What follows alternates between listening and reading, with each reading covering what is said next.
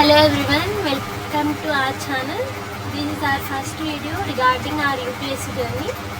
So in this first video I am going to give you a brief about UPSC. So in this video I am going to cover about what is UPSC and what is the exam it is going to conduct and how the exam pattern will be and what is the syllabus and how you can be prepared, what is the roadmap, that all will be discussed in this video. So let's dive right into the video, that is introduction to UPSC. So your first step towards becoming a civil servant. So here is a complete beginner's guide to start your UPSC journey. First of all, welcome to the channel. So this channel exists for one simple reason, that is to ensure no aspirant feels lost or alone on their UPSC journey. So here we are going to give them, here we are going to help them in their preparation. So our main mission is to provide free high quality guidance and strategies so that you are from any background, either from big city or small city, that never decides your future. Only consistency, discipline, preparation can decide your future.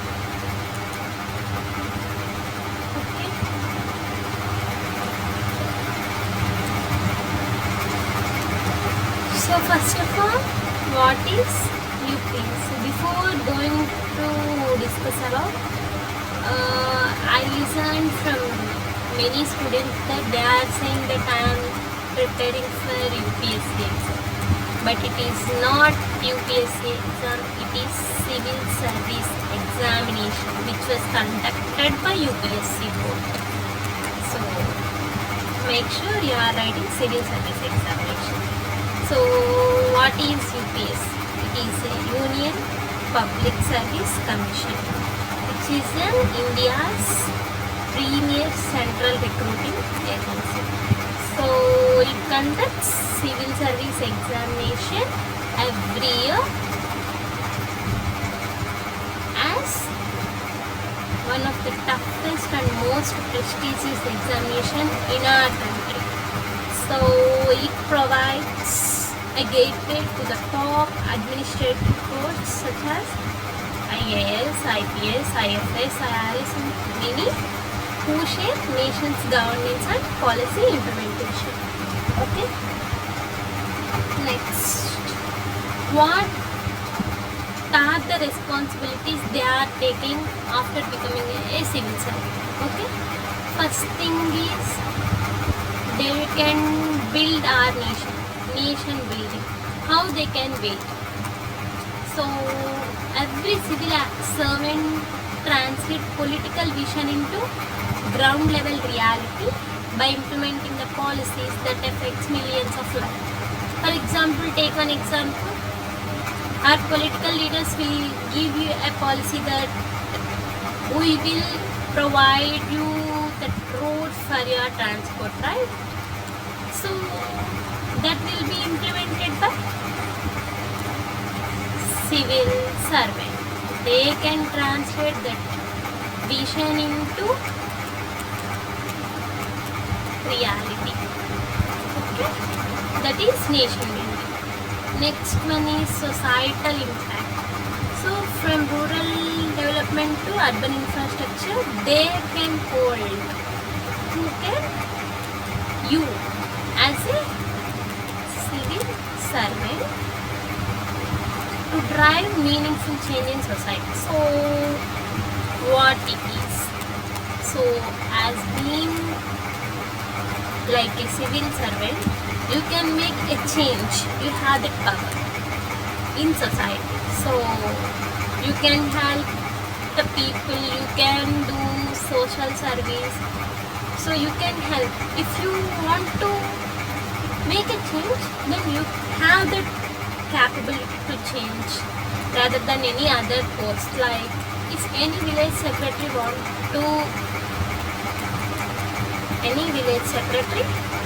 he also has an authority, but he can't have the power that you have.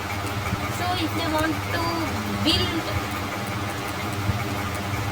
a hospital to help the people in their village, they don't have the power to do, because they can reach out you, because you have the power to drive meaningful society. So that is the societal impact. And the one is respect and leadership. So you will get public response and you have the responsibility of leading district, departments and critical initiatives.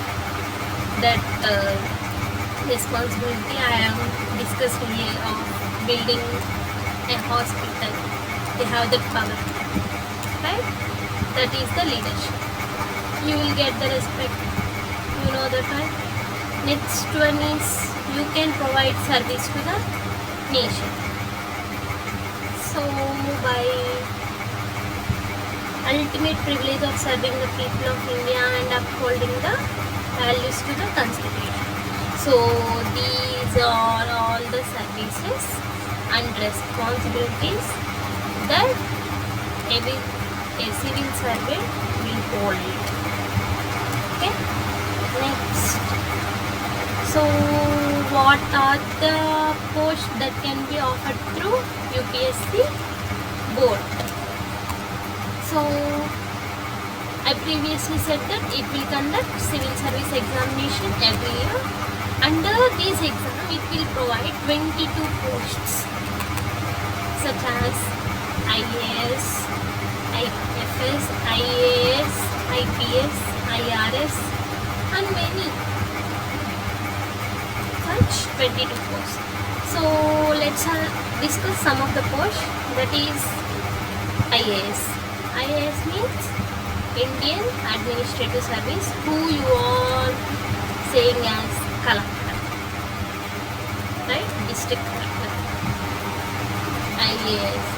So they have district administration, policy implementation and leadership roles.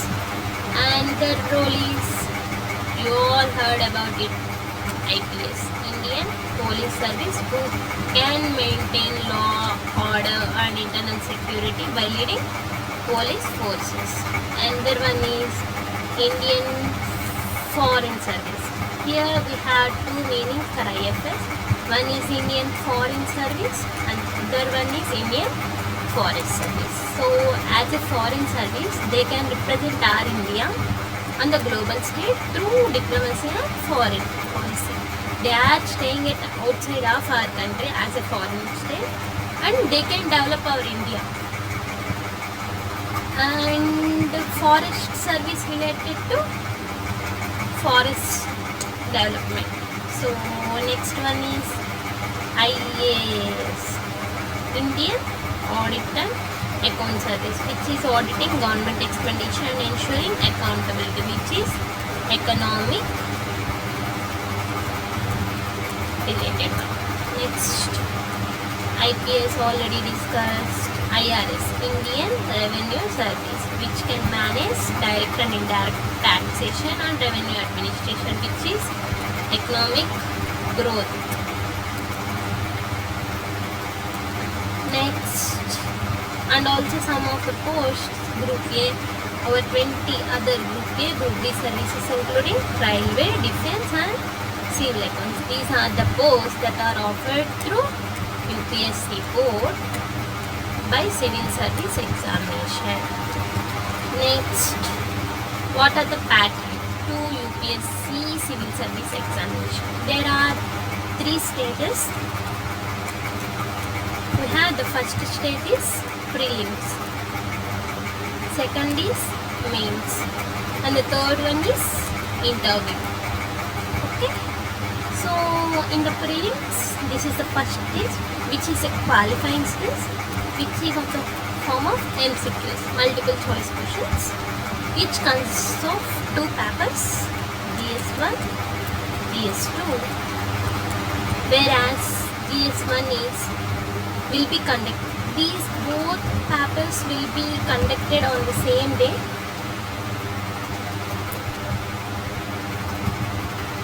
So it is of type MCQs. It consists of two papers, GS1, GS2. These both papers will be having exam on the same day. The GS paper will be on morning session, it will be in afternoon session, where it contains the subjects like history, geography, economics, current affairs, and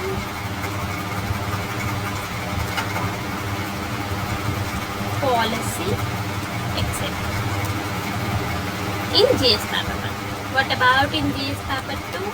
It is CSAT, which means CSAT, Civil Service Aptitude Test. Okay. So in this we are having three subjects, that is aptitude, reasoning, and English comprehensions. This is CSAT, which is a qualifying exam. These marks will not be considered in this final selection. So you will have to get minimum 33.6% in this test. Here negative marks will be there because of this. This is all about reading. It will be conducted every year May 23rd. Next, after you get qualified in prelims, you will going to enter into the mains, which is completely descriptive. You have to write every question. So it is having 9 papers. Everything is written. So that are 4 GS papers, 2 optional papers, 2 language papers, and 1 essay. You have to write this all, and these all 9 paper marks will be considered to the final selection stage. So we will discuss about all these 4 GS papers in another video in briefly, as what are the subjects they include and which paper is what, how it will be appeared in the prelims and how it will be appeared in the mains. That will be discussed in another video. And 2 optional subjects papers, that is you will going to select one optional subject. On that you will going to write 2 papers, and 2 language papers is one is any Indian language, that is Telugu, Hindi, Marathi, Kannada or anything, and one is English paper you have to write, and one essay paper. Here you are going to give in one question, you have to write essay for 250 marks. So 9 papers, 9 papers, each paper is only 250 marks. Okay, how many marks you are going to get here?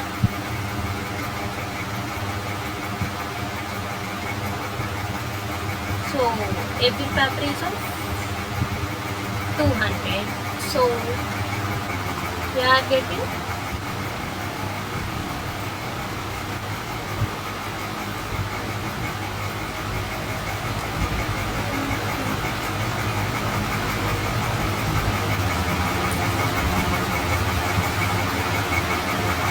so this is the mains exam pattern. So because of to write these many papers, you have to practice well which one answer I like. Okay,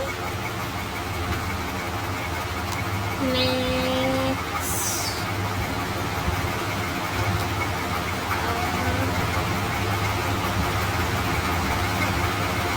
one.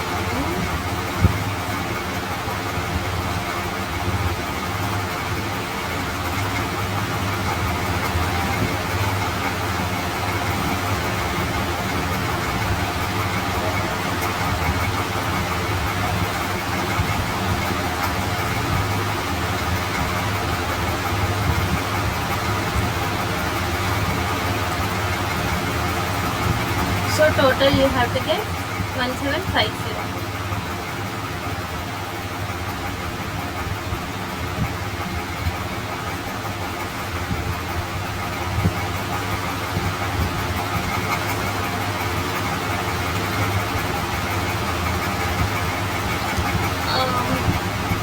One thing in 9 papers, why I mentioned you as 1750 is 2 language papers, they only for qualifying. Previously I mentioned that, right?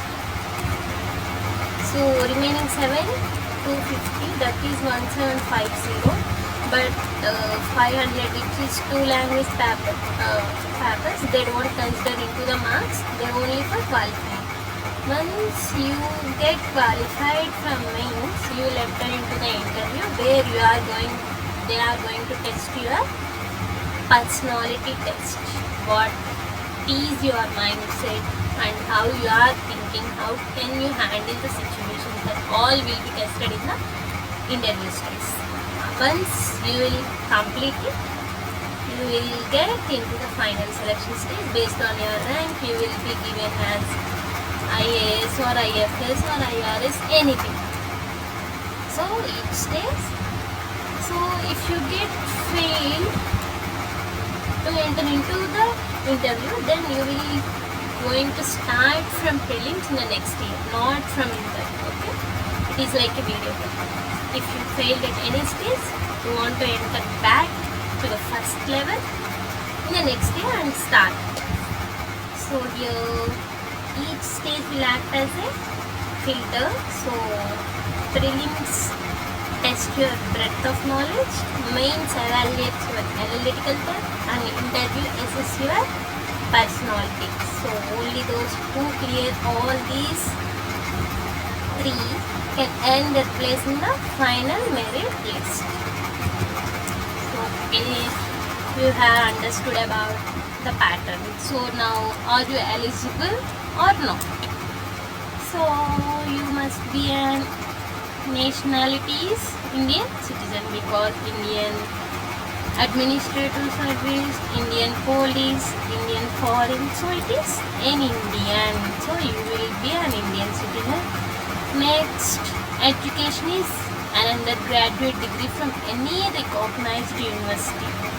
So graduation degree, any degree is eligible, either BTech, MBBS degree, anything. And also final year students can also applicable. And coming to age limit, the minimum age limit is 21 and maximum is 32 for general. And for OBC it is 35 and for SC it is 40. And then coming to attempts, 6 attempts for general, 9 attempts for OBC, unlimited for SC and ST within 40 years of age. So these eligibility rules are inclusive, ensuring a fair opportunity for every aspirant across the country. So before applying, always verify the latest notification on the UPS regarding all these things. sometimes these will be changed, so you have to verify. Next, coming to the UPSC syllabus, there will be a vast but highly structured syllabus. So you are going to have these subjects: history, which includes the ancient period, how India is developed, how previously India is developed, and who is that will be in history. Geography includes earth, climate, weather changes, everything, how cyclone is arise, that all will be in geographical part. Polity, which includes constitution, democracy, rules. And coming to economy, it is growth, money, Indian growth, revenue.